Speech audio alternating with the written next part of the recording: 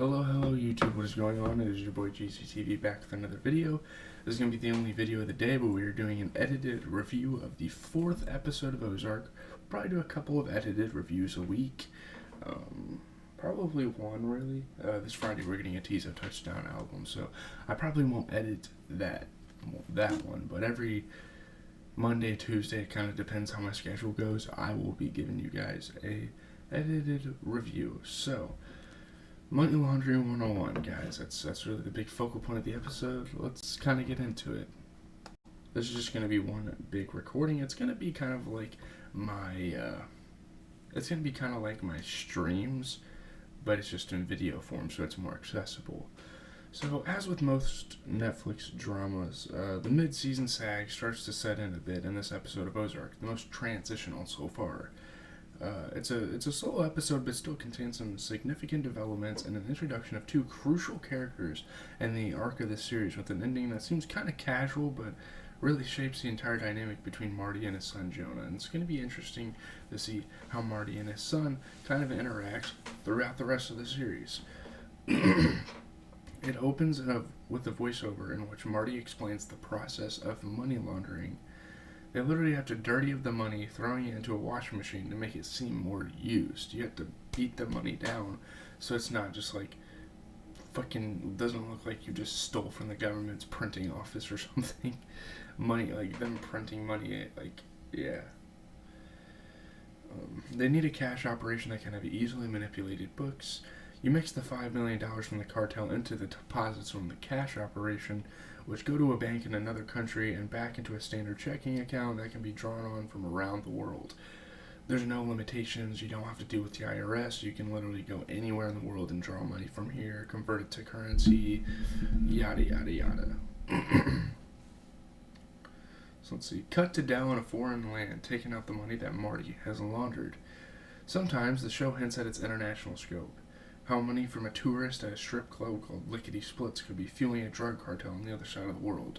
Everything is kind of connected. This is a really big world, Ozark is, and they try to set it up that way, and that's really cool because it sets up for more epic conclusions and climaxes and stuff like that. So after the prologue, there's some transitional chatter. Should they put the bird assets in Wendy's name because she doesn't really have a lot of dirt on her name. She doesn't really have a lot of suspicions going after her. Marty doesn't like this idea and brushes her off. He has no time to think about the future. He's trying to keep everyone alive today. He's trying to live in the present and just get to the next day. At the same time, the Jonah-Buddy friendship is beginning in earnest, which is funny. I love it. It's a really cool dynamic there. The younger bird wants to know if Buddy is hurting. Buddy is hurting while he's dying, and it's kind of funny that his name is Buddy because there's like comments on TikTok like Buddy is the, you know what I mean? We're all dying the minute we're born, Buddy tells the young man. Don't waste this life. It's pretty good advice, and hopefully, Jonah can take the wisdom. And having said that, I don't know. He kind of takes it a little too far in this episode. So, over at the Blue Cat, there's a bit of alpha-female play between Rachel and Ruth. However, considering Rachel suspects her new employee of being an accomplice to robbing Blue Cat clients, one can argue that Miss Langmore is lucky to keep her job, and she has every reason to have these suspicions because, yeah, I mean, Ruth isn't really up to any good, Marty gets a call from Dell, which lights a fire under the rising kingpin of the Ozarks. Marty needs to get his hands on Lickety Splits, and he wants Ruth to help.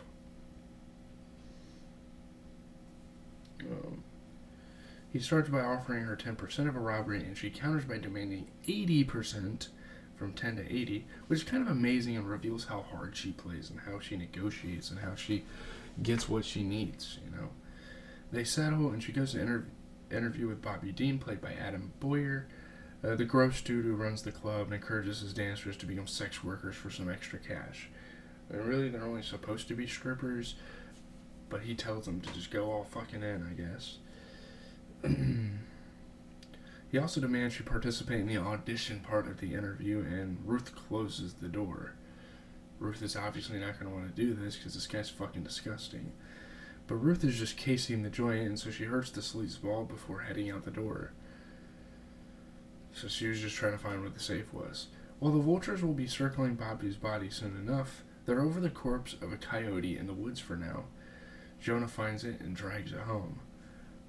Marty talks to Ruth about the safe when he sees his son disemboweling a dead animal on the dock. Jonah is a bit of a weird one, clearly increasingly fascinated by life and death, especially after hearing what Buddy had to say to him.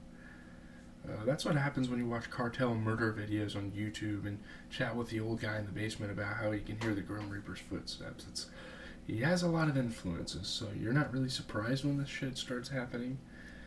Ruth and her underage crew go on a field trip to Lickety Splits, huh? And meanwhile, on the other side of things, Even 3, who looks like he's about 12, is in the mix.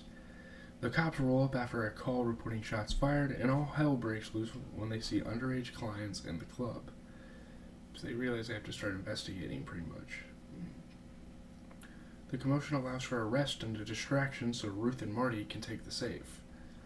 When they break it open, they find more documents than cash. Ruth isn't happy, but Marty is, because he has all the documentation of this club. They can take this club over, especially since the owner got arrested for breaking laws with this business. That happiness will be short-lived, as it always is for Marty. He always has things to look for. He's brought down to earth by his daughter Charlotte, who castigates him and Wendy for what they've been saying about Jonah. And she does it in front of her brother, who tragically says, "You think I'm weird, don't you?" It is kind of fucked up, you know? While that line is sad, the next one ripples through the series. Why should I believe anything you say when you've been lying to me my whole life?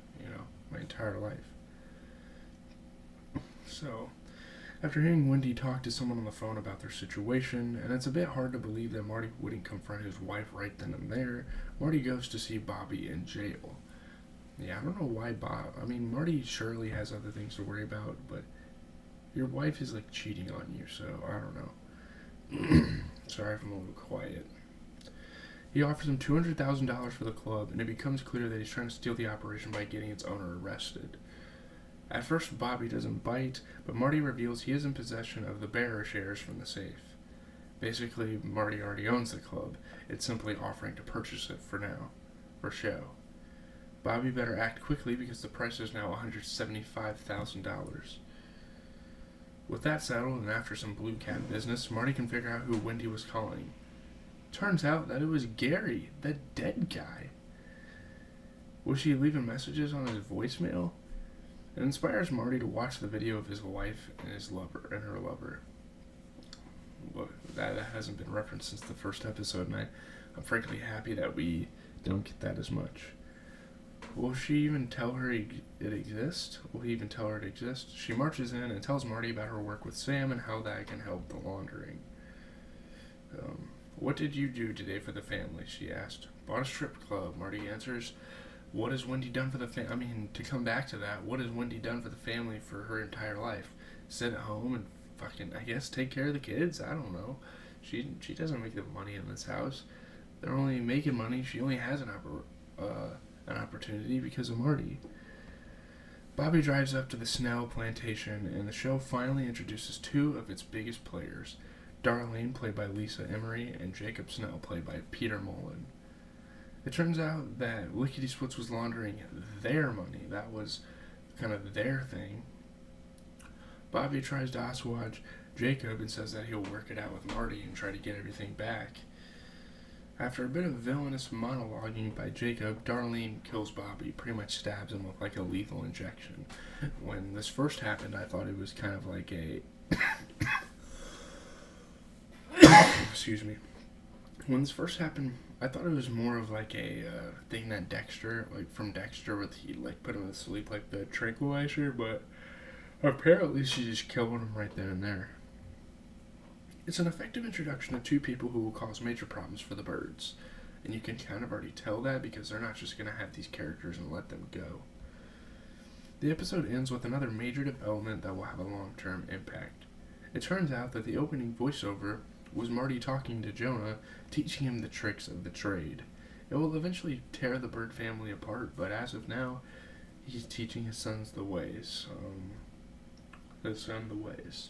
So, I don't really have anything to say here. These videos aren't that long. I'm kind of just reading some of my notes here, kind of getting talking points.